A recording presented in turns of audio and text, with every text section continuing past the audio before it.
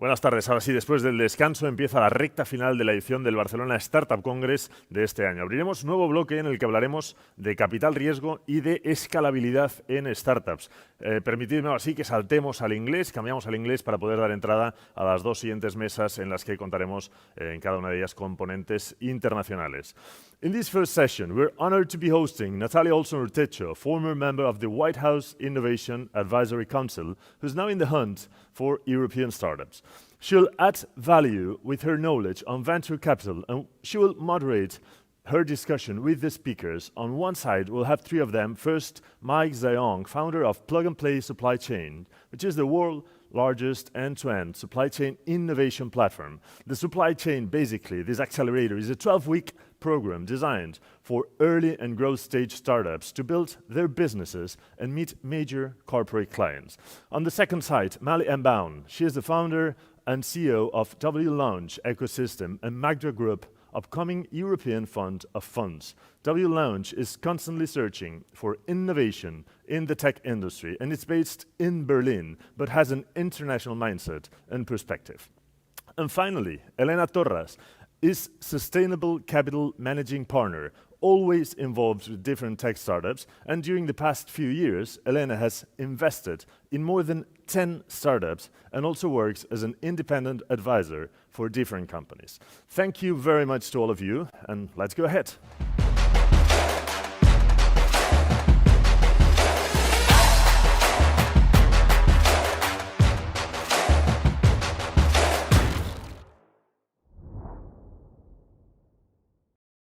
Well, welcome to Barcelona Startup Congress. It's exciting to be here today.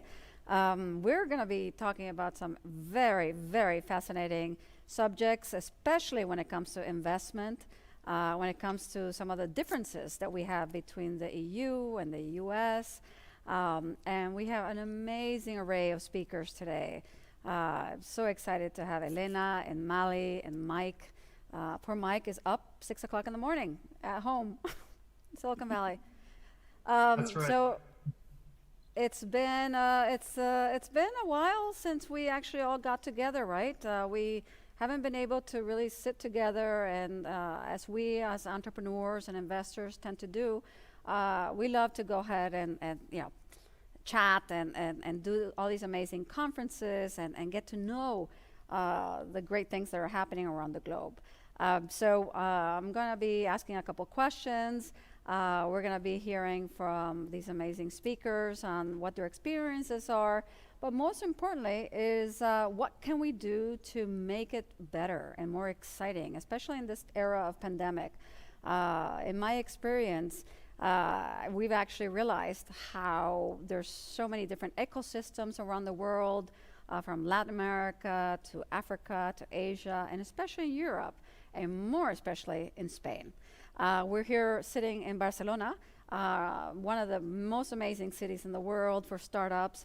And so I'm going to go ahead and just ask a couple questions. First of all, I'd love to ask my great speakers to tell you a little bit about themselves, tell you a little bit about what they're working on, and some of their visions for the future, especially when we talk about collaboration between the US and Europe.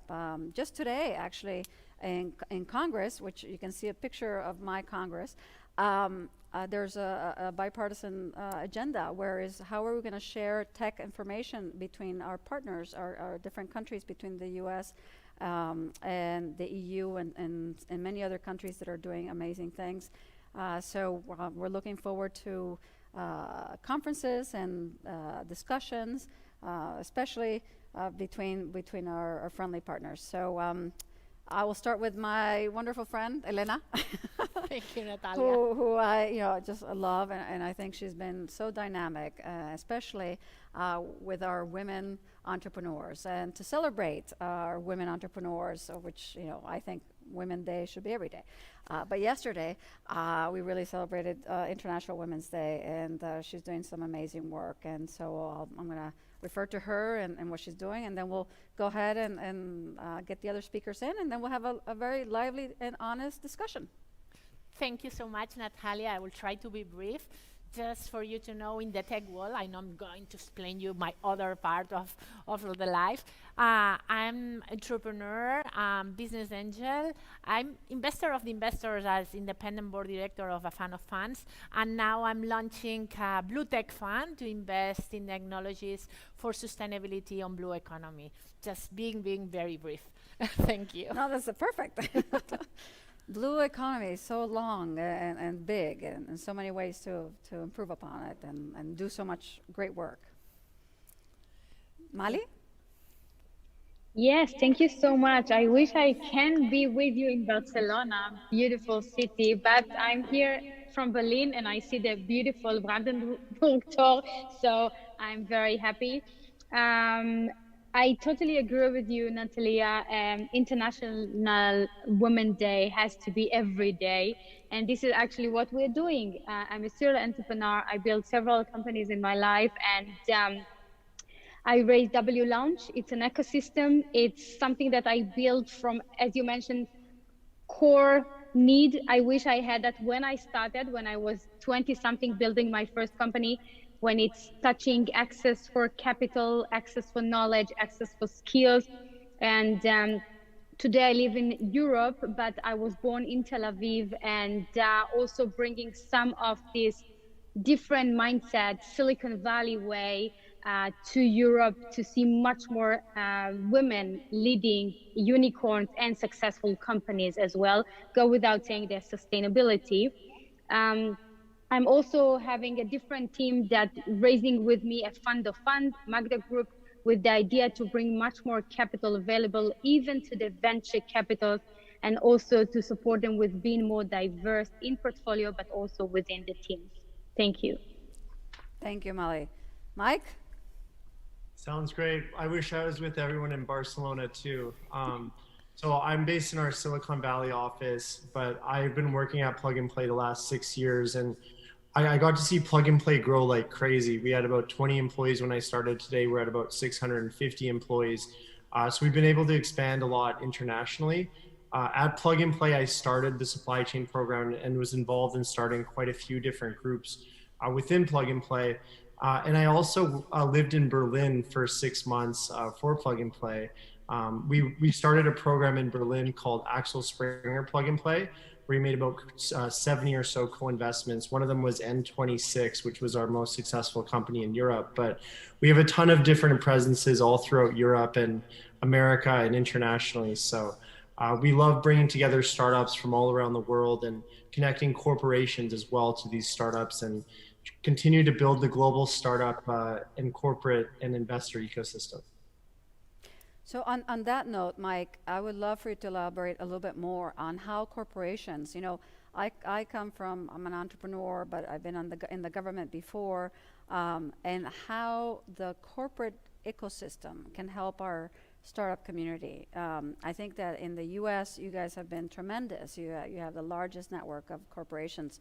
How can we stimulate that and create that in Europe, especially? There's a little bit, it's a little bit more conservative sometimes, but how can we incentivize them, get them to take that jump of faith, and talk a little bit more about how you did building this network of corporations. Because when I served in the Innovation Advisory Board, we went and met with so many different businesses, and they didn't know what to do. And this is back 2008 and 9, right? When they started to think, oh, we need to build an accelerator. We need to build a venture builder. We need to do all this stuff. So it's important to see how we can get corporations at the table with government and entrepreneurs. So if you can elaborate a little bit more on that, and then open it up for discussion with Mali and Elena as well. Yeah, sounds great. And when it comes to innovation and investment and work and making sure startups are successful, we really believe that the whole ecosystem is so important. There needs to be investment, there needs to be customers for the startups. And I think the most important thing from our perspective that we've always focused on is the corporates, because when these corporate partners are testing and piloting and can actually work in a B2B fashion with one of these startups, it's an amazing opportunity for the startups to find product market fit and also scale their technology. So we've really focused on building out these corporate relationships. Today, we partnered with about 400 large corporations, and we've actually had a lot of success in Europe because I think when it comes to Europe, a lot of the corporations, they have a kind of a more traditional, especially in Germany, where we built out a lot of these programs. They're a lot more conservative and traditional. And when they figure out like the importance of innovating and utilizing and benefiting from this technology, then they're more eager to actually work kind of externally with some of these startups. So one example of an ecosystem we built is in Stuttgart, Germany, we call the program Startup Autobahn. So we were able to partner with Porsche and Daimler and a lot of automotive suppliers there. And we're able to essentially connect a lot of these early stage or even later stage startups to these major kind of automotive companies. And we've seen so many integrations and success stories of making these connections. But I think when the hardest part for us is to make the corporations eager to work with the startups. The investors are always normally excited about the markets, and the startups obviously will do anything to grow their businesses, but we always try and do everything we can to get the corporates excited, because when the corporates are excited to become a customer or test or pilot or utilize the technology, it makes the whole ecosystem a lot easier. So that's normally when we go to new offices, is when we can really build out those corporate networks. But of course, we like to work with everyone from, and I know, Natalia, you have a background on the government side. So we like to work with the public side, as well as the nonprofit side, as well as the kind of the whole ecosystem. We think it's all really important to helping the startups grow. Excellent. Elena? Yeah, I would like to build on that because I completely agree with Mike. And the thing is that corporates, I think they are realizing, and we still need to push some of them to realize that it's not about startups or corporates. It's not about living out each one of their path. It's about doing the future together. And they have also to realize that what has worked in the past, it might not work in the future or in the present. And they have seen that, and they are seeing it every day. And those corporates that are realizing that, they want to be close to the startup. But the problem here is how we do it. And you were mentioning about creating a venture builder or being a corporate venturing or an accelerator or whatever, but it's the how. But the first thing I think corporates need is to change the mindset, to embrace that digitalization, that technology, innovation is something normal, it's something they have to integrate, they have to live with. And once this mindset has changed, it's easier that they work together. For startups, and Mike was mentioning, it's, startups want to work with corporates because then when you reduce the time to market to sell to a customer that it's a B2B, you have more probabilities as a startup to succeed and to have more customers. So this is really what you want. But corporates take their time, a lot of time to take the decision. Let's be cautious. It's a startup. We don't know if it will work. And if it fails, what happens? No, it doesn't happen anything. If it fails, you try in a small part of your company. And if it fails, it has broken this part of the company and you can fix it easily. Doesn't matter, but just try to start. And I think we have to change this mindset. Let's rush. Yeah, absolutely. And to Mali, Mali, as you know, when we talk about startup culture and startup innovation, startup country like Israel, we're not afraid of anything. And how can you talk about a little bit about what you're doing, as well as what we want to do here in Europe, and I always look to the Israeli model, and I think it's tremendous. Yes, of course. Israel is fascinating as well as Silicon Valley. I mean, I always feel at home when I'm landing in New York or in Silicon Valley. It feels very homey. On the same time, as Elena and also Mike mentioned, by the way, Mike, I was back then also a mentor in Plug and Play here, so long time. But all the idea of raising a fund and the relationship with the corporates is very, very important, because corporates cannot do or cannot continue for a long time. Mike, you also mentioned Porsche. They cannot really continue to be successful without the technology, without the younger generation. So this is exactly where W Launch is stepping in. When you mentioned pilot with corporates, access for capital, M&A, CVC, startups really need that, but corporates need that as the same level. So even thinking about raising a fund is because of the trust that is already existing between those both parties, and eventually very good investors is also very good connector that can support, second round and open doors for other markets as well.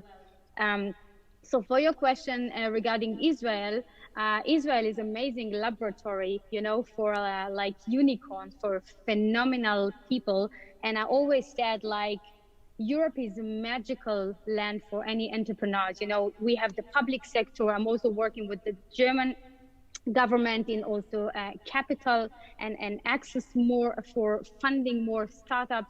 But on the same time, the European Commission doing a lot when it's at diversity, sustainability, which making Europe even one of the leader in these topics. Back to Israel.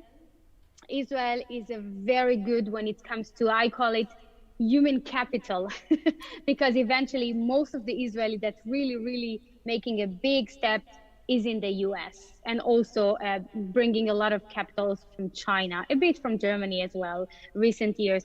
So Israel is a very small country. When I raised companies, it was while I was still there, but you always need to fly and to fundraise outside.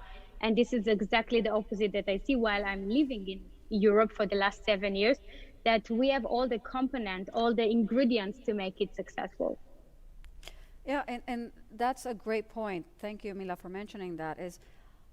We see a lot of people, because our countries are small, and because some of the countries in Europe, for example, they don't tend to work too closely together, but sometimes they do based on certain funds or certain opportunities. And there's so many, Israelis who come to the U.S. And they have an opportunity because they have such a huge ecosystem to succeed. And how can we do that in Europe, right? How can we actually create more incentives?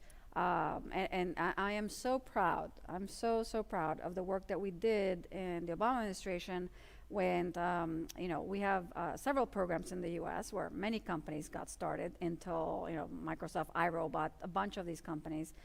We start from the SBIR, the Small Business Innovation Research Grants. SBIC, which is the Small Business Investment Corporations, which is how many of the VCs in Silicon Valley were able to get some funding from the government to get started and go and invest, because the government doesn't know how to invest. It's the investors who take the risk and invest.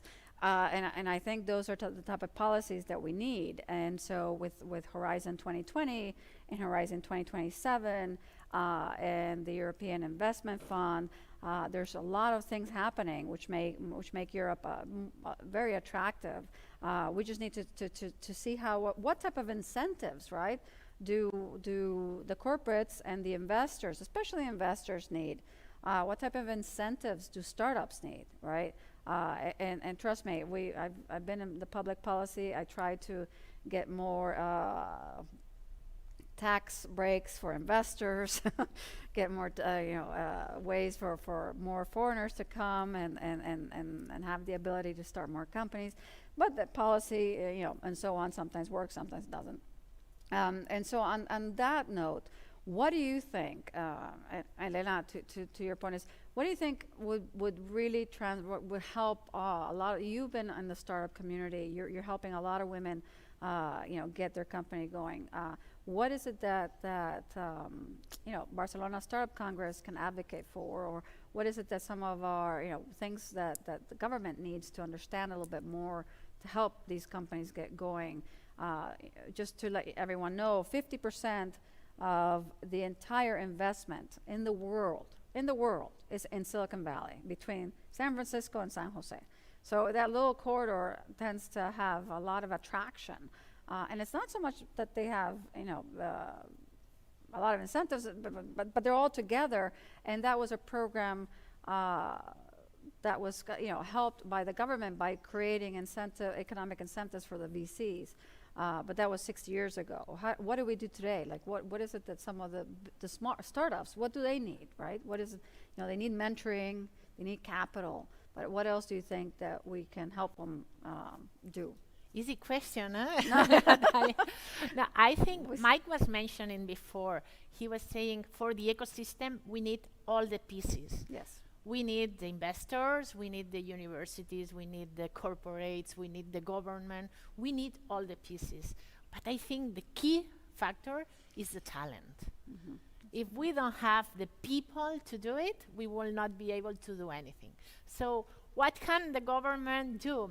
A lot of things, and especially I'm thinking now in Spain, and I mean, recently there was launched a program to incentivize, that there are more entrepreneurs, and the Spanish nation it's more entrepreneurial, but at the end is, let's put things easy for those who want to launch their company, not to have bureaucracy problems. That's the first thing, and I will just put in a back all the things related to bureaucracy. So let's put it easy. I want to start a business, I can do it tomorrow.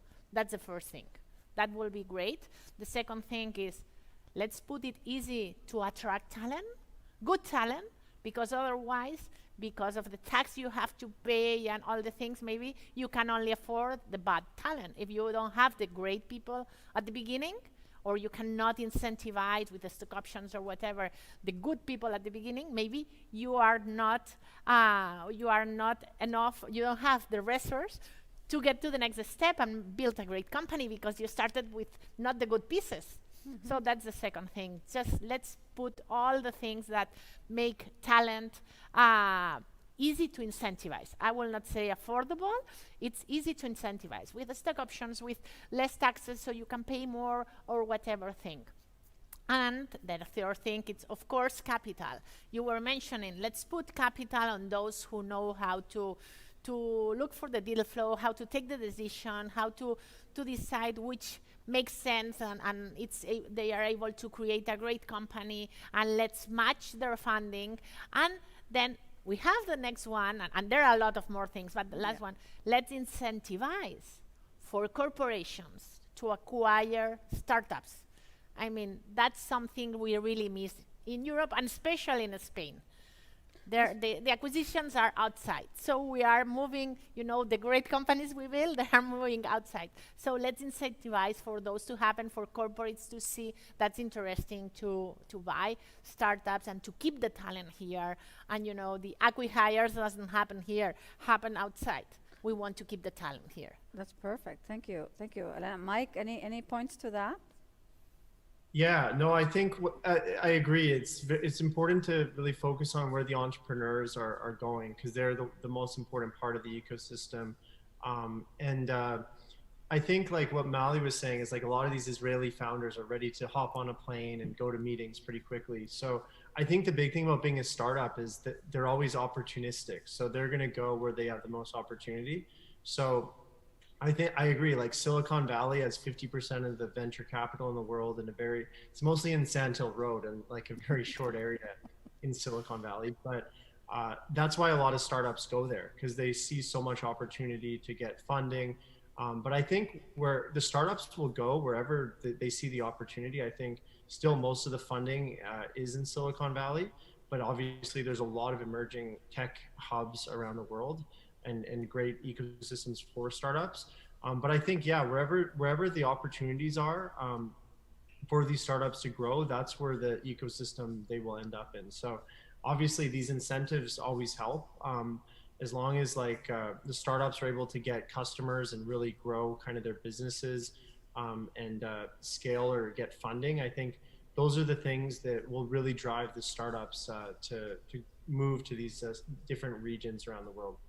And Mike, Plug and Play has invested in companies here in Valencia. What do you think were some of the things that made you want to invest in these companies? Yeah, so actually our founder of Plug and Play, Saeed Amidi, he has a very historic background in Spain. So there's the CEO of a company called Aquaservice. His name is Alberto Gutierrez, and he basically worked with Saeed, I think it was like 20 years ago. And he ended up building Aqua Service in Spain. I think they now employ about 1,800 people. So we have a huge office there that's owned primarily by Saeed. And essentially, yeah, we built such a good kind of office there, and we really trust Alberto and the work he's done there in Spain. So we've started hiring all these ventures associates to source startups in Valencia. And also we have a lot of back office as well in Spain. So yeah, we're doing more and more in Spain. It's one of actually the areas of Europe that we have the most employees in. And yeah, we're super excited to do more and more in Spain, but also we're building these presences in Paris. We have different programs and a lot of the major cities all throughout Europe. Thank you. And Mali, back to. I would love to add to that, because eventually it's all about ecosystem, as all of you mentioned. Talent is one thing, capital. In Germany, it's much more progressive from what I'm hearing than in Spain, because in Germany, the money is really existing and manufacturing and family offices, and it's all about the culture. And, when I dreamed about building W Lounge as an ecosystem, as bringing all these ingredients together and working with all these corporates, their accelerator, their M&A, and also stepping into family offices quite deeply, is exactly to, I would say, move the needle, because it's a lot about the culture that they will have to understand that this is their responsibility to invest in the younger generation. Because although I'm super happy to speak very, very positively on Israel, but go without saying that all of you mentioned that every Israeli can go on a plan for his great adventure and opportunities of his life. My sister lives in Silicon Valley for 12 years, and we don't want the kids to go away to raise successful companies. This is a lot of discussion that we have even within the European Commission. We like to keep them here to build a successful companies and actually bring them the whole opportunities. So coming back to Berlin is a very, very attractive for talents. And we see a lot of people from all over the world coming here, also from Silicon Valley, and also great investors from the Valley and also New York coming here. And eventually we see that we are managing to build an ecosystem that you can get almost everything you need to be successful here. And what has facilitated that? Is that the German government or the corporates, or is there the ecosystem has grown where the networks of people are meeting and helping each other out? Because what I love about Silicon Valley is that I can reach out to anywhere, and everyone is always like, "How can I help you? What can I do to get you to be successful?" And sometimes I don't find that I don't find so many friendly places like that. So that's a very good question, and it's very existing, absolutely existing here. Like in Israel, there's no a formal way you reach out to everyone. And I think this is part of the culture that we bring here. But also I have to say, Germany, and I would focus for a second in Berlin, is very different than what it was when I came here, 7 years ago.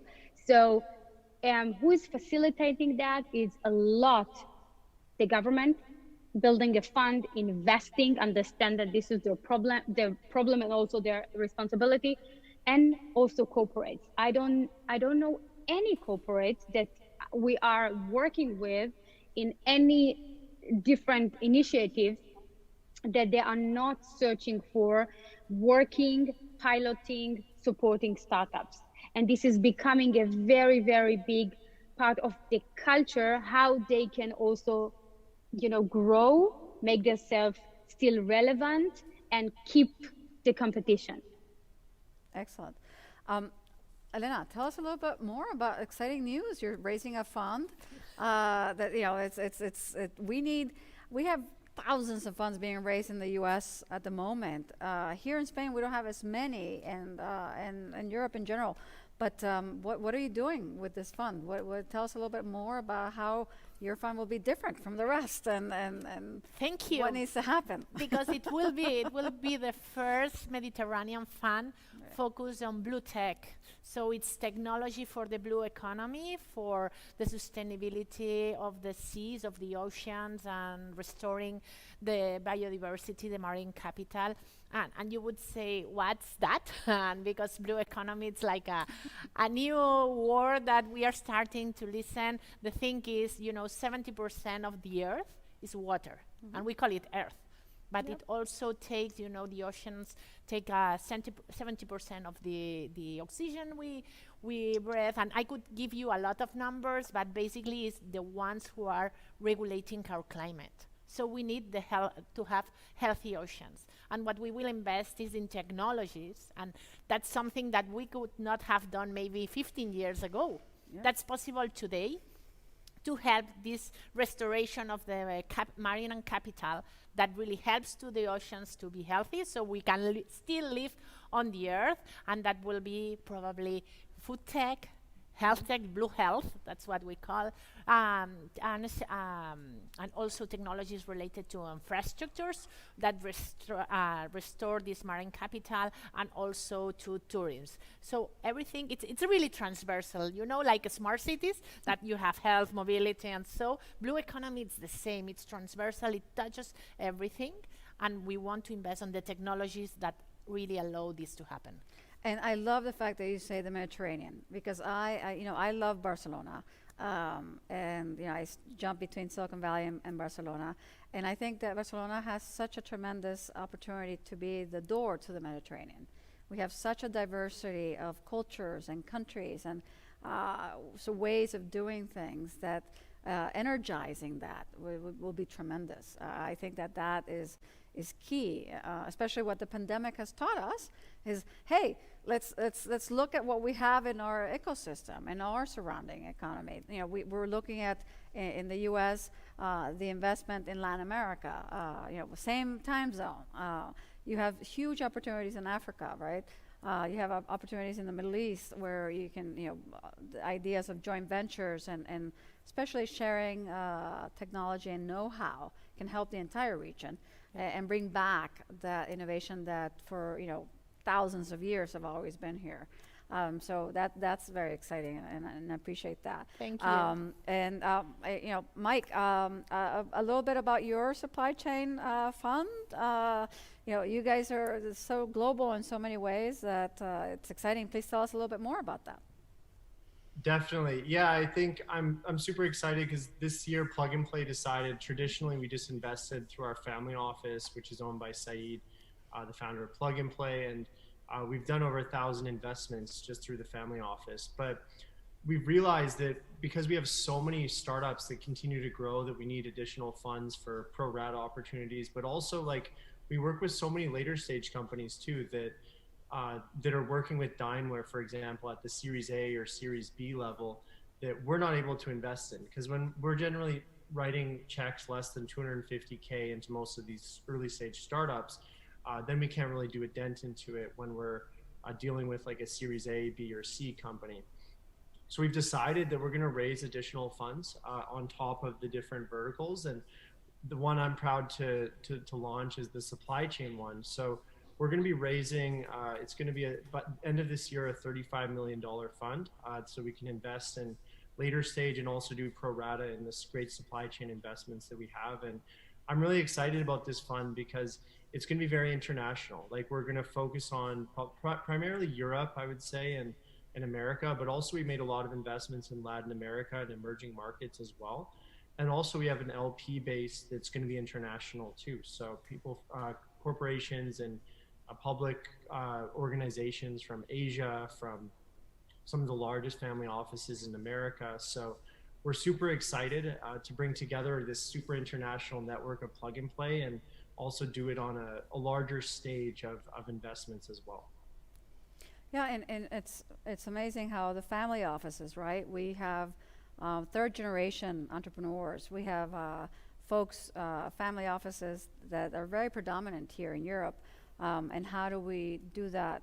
How can we teach them? How can we incentivize them to also invest in startups and help their companies and their family offices and their family companies grow. So for me, that's really exciting. And I think that showing the different cases, showing the different role models, and elevate them, especially in Europe. We need to elevate these role models, showcase them, get them out there. There's so many Mark Zuckerbergs, I think, in Europe that we don't tend to, show them off. We have to show them off more and get more people excited that the person next door started a company.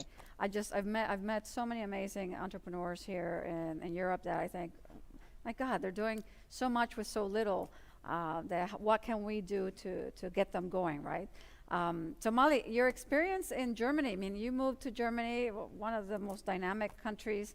Tell us a little bit more about where you're working, We Lounge. What made you excited about getting this going, and where do you see the future for that? W Launch is actually an ecosystem. Everything we mentioned here, working with accelerator like Plug and Play, Vodafone, Deutsche Telekom, you name it, it's been like I would say, infrastructure and the connector between them to make all of it happen with big one value. We want to see more women and really big time successful.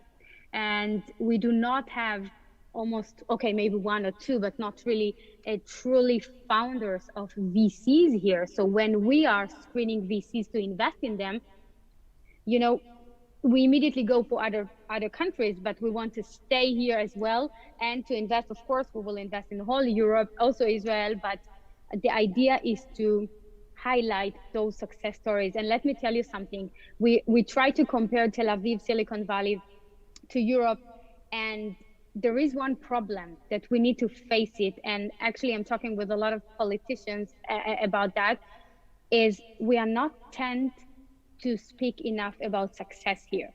When you mentioned a very big startup, great round, not even only raising, but like going to IPO.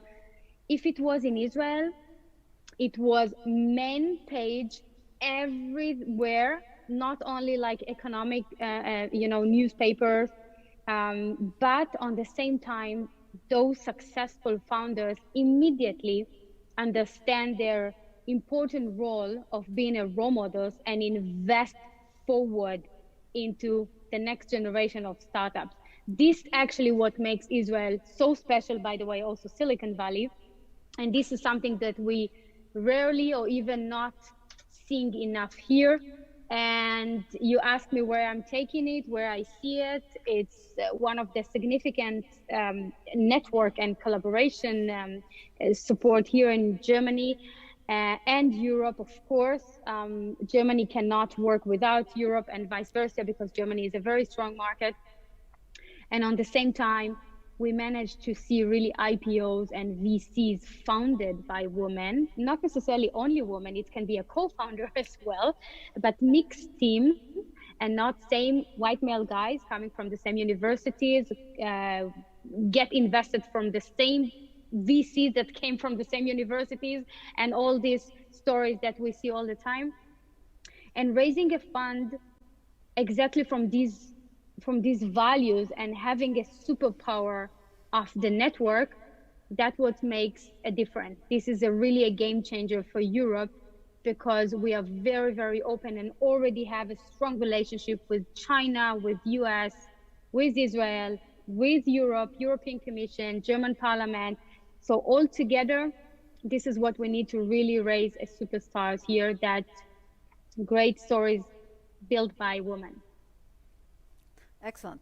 Thank you. And are there any comments or anything that you want to ask each other? Any points that you want to highlight in the last few minutes that we have? You are looking to me.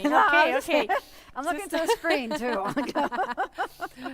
I would like to know more. They're a little further away. You're right next to me. Okay, I would like to know more about the fund of funds of Mali. I'm raising a fund, so I want to know more about it. Yeah, because fund of funds. So the idea here is, how do we learn, right? What do we understand about raise versus a fund of funds and so on? So Mali, tell us about your fund of funds. Yeah, thank you. You know, let's speak very honest here. Like me and Elena, we met, I don't know, several times, Berlin, Barcelona, Madrid, you know. As you mentioned also, Natalia, we love traveling for a good reason. And we have kind of like an inner circle that I don't know how we made it, but it's kind of like the woman of the European Commission. We're always there to support the mission and to highlight more women in Europe. So the story of the Fund of Fund is really making a change, you know, maybe coming from a different culture and raising my kids here. I want to see them happy and feel that this is the place that they can grow and they can become the, you know, maximum potential. And the German education system is not there yet, and the culture is not there yet. So at some point, you know, it's 7 years already. So at some point, being an outsider becomes a very sexy thing for many corporates because they also want to adapt. You want to adapt successful, you know, stories from other ecosystem as well. So I would say I'm thankful to have this opportunity also with W Launch as a network, but also as the fund.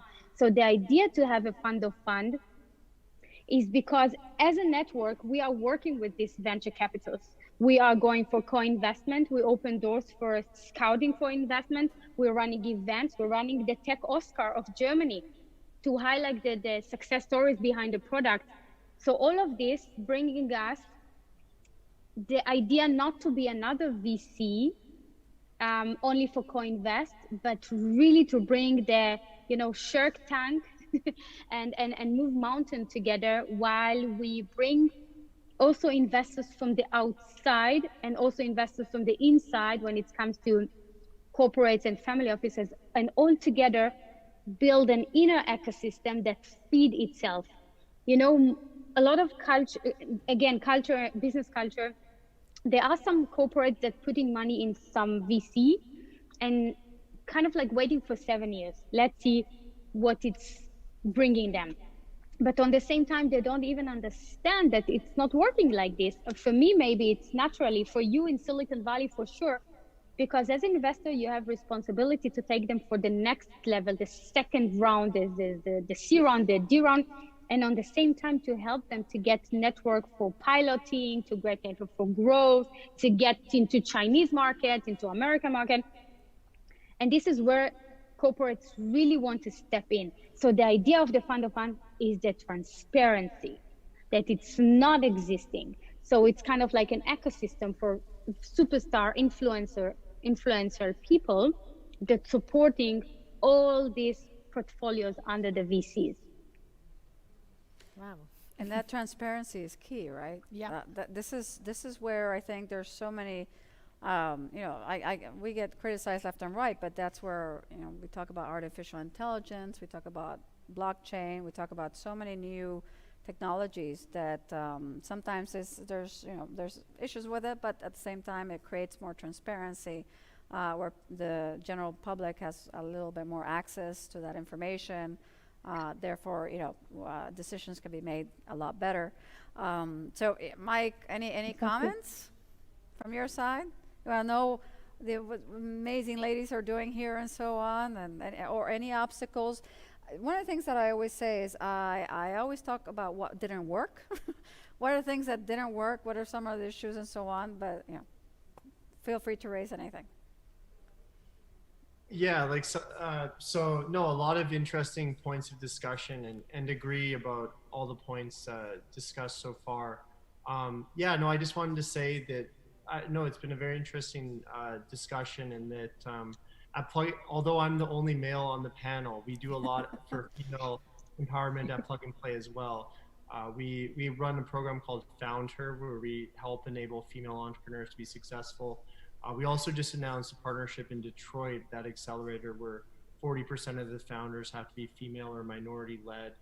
So we're doing more and more to enable startups to be successful. The big thing I'd say is that I think startups can come from anywhere. It doesn't matter which demographic or where in the world they are, because at the end, people just have to plug into a computer and build a company. So you never know where the next great startup's going to come from. So that's why at Plug and Play, we're excited to look everywhere around the world and to always keep an open mind about where the next big startup is going to come from.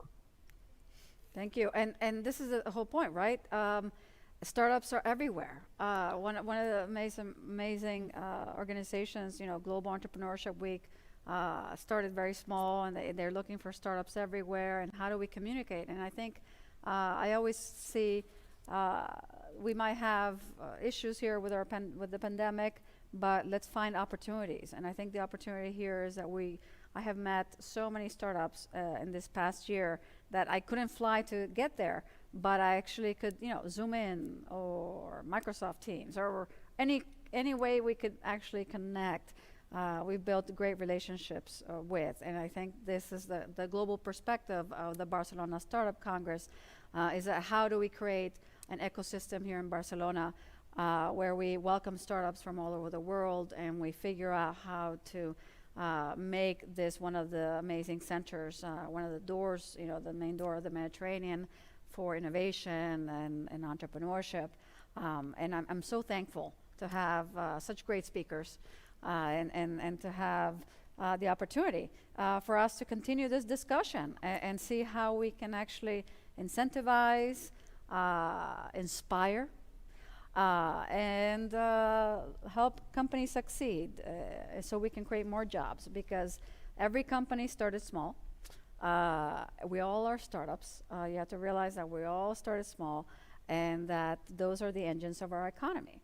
And if we don't keep innovating, if we don't create the incentives for more companies to get started, then we lose. We have a great we lose. And I think the opportunity here is, how do we win, right? My point is, how do we keep winning? How do we keep helping our communities? And how do we keep inspiring more and more entrepreneurs to succeed and to explore the global opportunities that there are? So thank you, everyone, for tuning in. Thank you. Thank you. Thanks, everyone.